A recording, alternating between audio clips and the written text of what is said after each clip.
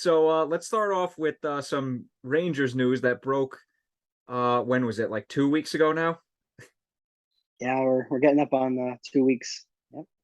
Yeah. So the Rangers have traded right-handed right defensive prospect Nils Lundkvist to the Dallas Stars in exchange for a conditional first round pick and a conditional fourth round pick. The condition on the first round pick being specifically the year, depending on whether or not Dallas finishes in the top 10. If they do finish in the top 10 this year, it is a 2024 first round pick.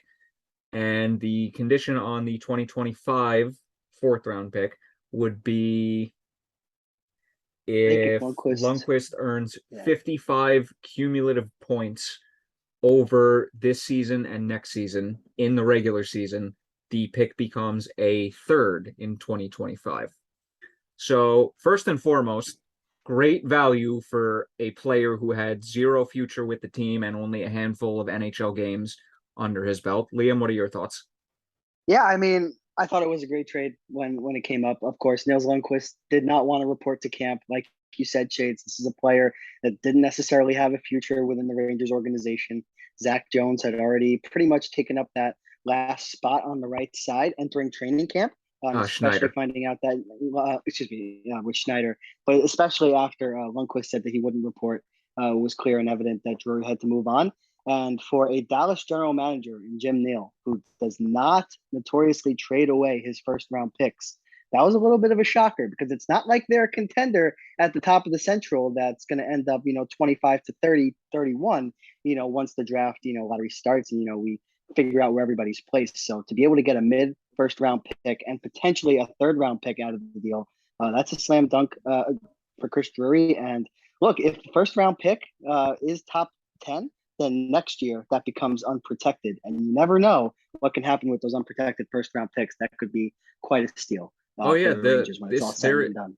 there is a literally a an extremely slim chance that this could be first overall next in 2024.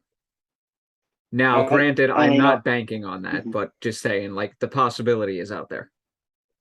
Yeah, the possibility is there, and Chris Drury put himself in that position with this trade. And again, what else can you ask for a player that doesn't have a future with the organization? I mean, Niels Lundkvist last year, he came up for a handful of games, scored on the power play against Colorado, and then after that, Hmm.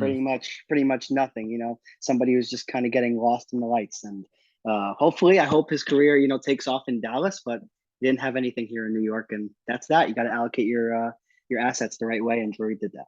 Yeah, the interesting what if question in all of this is if he did have a future with the team, which guy wouldn't be here right now? And also, you could get into the subsections within that of if they never made the Truba trade, if they never made the Fox trade, who would be the three, yada, yada, yada. But that's a whole other conversation that we don't need to delve too far into. But it's an interesting what if. It is an interesting what if. But again, that's not the reality that we're in. And as far as the third pairing, young defensemen are concerned, I'm perfectly content with Braden Schneider and Zach Jones. And when Niels Lundkvist not being a part of the equation doesn't really affect me one way or the other. Yeah, And when we're on draft night and we have the 15th pick, and when we can package, our two first round picks to potentially move up and get an even better player, I'm going to be even happier then than I was when the trade was originally announced. So. yeah, and when all's said and done, Lundqvist was the 28th pick in the 2018 draft, and the Yeah. Rangers are 99.99% going to get a higher pick and probably by a pretty significant margin in the first round. Yeah, they're progressing through quality and quantity, right? Because you'd rather have a 15th overall pick than a 28th overall pick.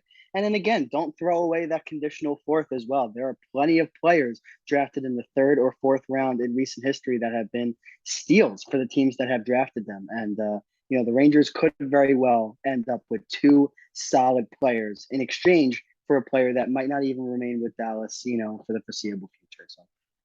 Hey, you never know. And just to lastly say, I mean, you could always package your second first round pick in whichever year the pick lands to move up even further. Yeah. So, hey, anything's possible.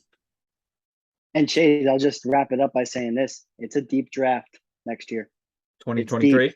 and yeah, and the 15th overall pick in next year's draft just might be top 10 in last year's draft. So there are a lot of good prospects, and the Rangers should end up with somebody really good. So. Hey, all I'm saying is Keandre Miller and Braden Schneider, more so Miller, is looking like a significant steal already. And this is going back drafting 4 years ago. Yep, yep. So, You got to thank Jeff Gordon for that. yeah. But in the end, this was a very good trade by Chris Drury. Yeah, yeah, it was. It was a solid trade again. All right, so let's get to the meat of the episode here. Shades, real quick. Oh, Sorry, hit I me. just wanted to add something. Just came to my mind.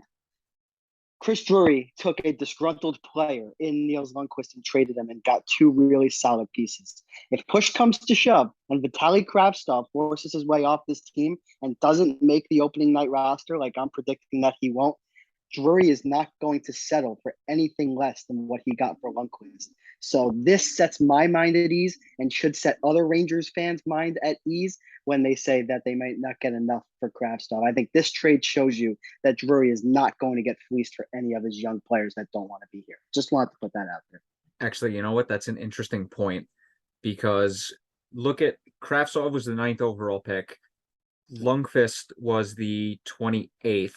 Lias Anderson was the 7th, and Jeff Gordon had to settle. Well, I mean, we look back at it now, or at the time, we were looking at it and saying he had to settle for a late second round pick. In hindsight, that was actually very good value for where Anderson's at now. So it also depends player to player.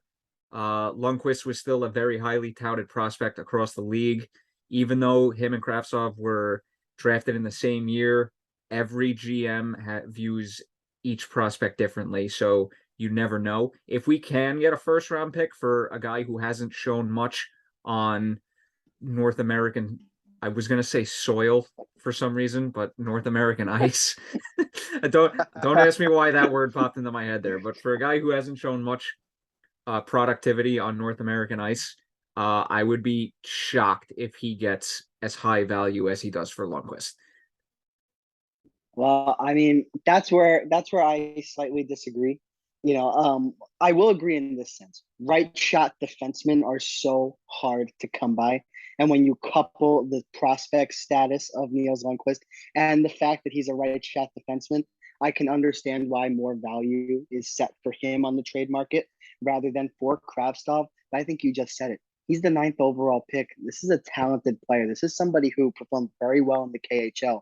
And if you compare his stats in the KHL to some of the other players who have come through there and entered into the NHL, he's in good company, alongside Nikita Kucherov, Evgeny Kuznetsov, so on and so forth. So I think he's going to have his chance playing with Artemi Panarin, but I don't think that Drew is going to wait all that long to pull the plug, because if he waits as long as Gorton did with Lias Anderson, then your return might shift from a first round pick to the 60th overall pick, which is what Gordon eventually got for Lias Anderson. And fun fact, Lias Will Anderson was Cooley, put on waivers the other day. Yeah, and that turned into Will Cooley. That's right. So who actually looks like a legitimate bottom six forward in the future. He does. Absolutely. Yeah, Right and what were you going to say about you were just saying his name no, already escaped me. no, sorry, I lost my train of thought myself. But Lias Anderson got waived earlier this week by the Los Angeles Kings, so he is no longer on the roster. And again, that's just got the 60th overall pick for a player that was shuffling between the AHL, Ontario, and the Kings organization. So. Yeah, and to put a bow on this conversation, Mark Messier got traded for a 4th round pick back in the day, if I remember correctly, and that draft pick literally turned into Ryan Callahan. So you never know. You just never know. But in the end, I hope that whatever happens with this pick, whether we use the pick, we trade back, trade up, whatever the fact, I hope that it ends up working out. Because if it doesn't, this is going to be a polarizing trade if it doesn't.